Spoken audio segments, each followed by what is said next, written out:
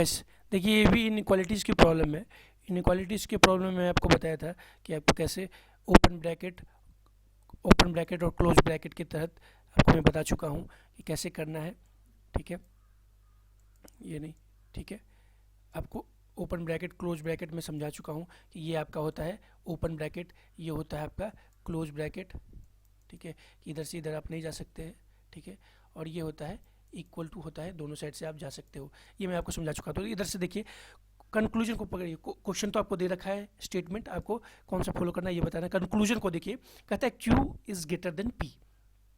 Q आपका यहाँ है तो, और P आपका यहाँ है, तो किससे लिंक है दोनों में? इन दोनों में देखिए कहाँ है, T यहाँ भी है और T यहाँ भी है, तो T से इसको लिंक करो। Q से T तक जा सकते हैं, हाँ जा सकते हैं। ठीक है, तो यहाँ तक चले गए, फिर T पढ़ाओ। T से क्या R तक जा सकते हैं? जा सकते हैं। ठीक है, R से क्या P तक जा सकते हैं? जा सकते हैं। इट मीन्स ये सही है, Q is greater than P, क्योंकि Q से T तक गए और T से P तक भी आसानी से चले गए, तो ये हम जा सकते हैं। अब क्या कहता है, R is greater than V, यही तो कह रहा है, R is greater than V। तो देखिए R कहाँ है? ये रहा R। V कहाँ है? ये रहा V।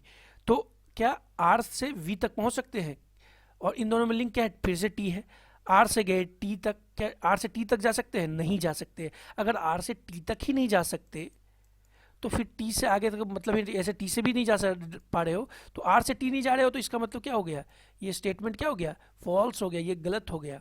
क्यों? क्योंकि ये क्लोज ब्रैकेट है। देखो कैसे थे कि ये आपको स्टेटमेंट में दिया गया है ना, R is greater, T is greater than R, तो इधर से इधर तो जा नहीं सकते, तो ये क्लोज ब्रैकेट हो गया।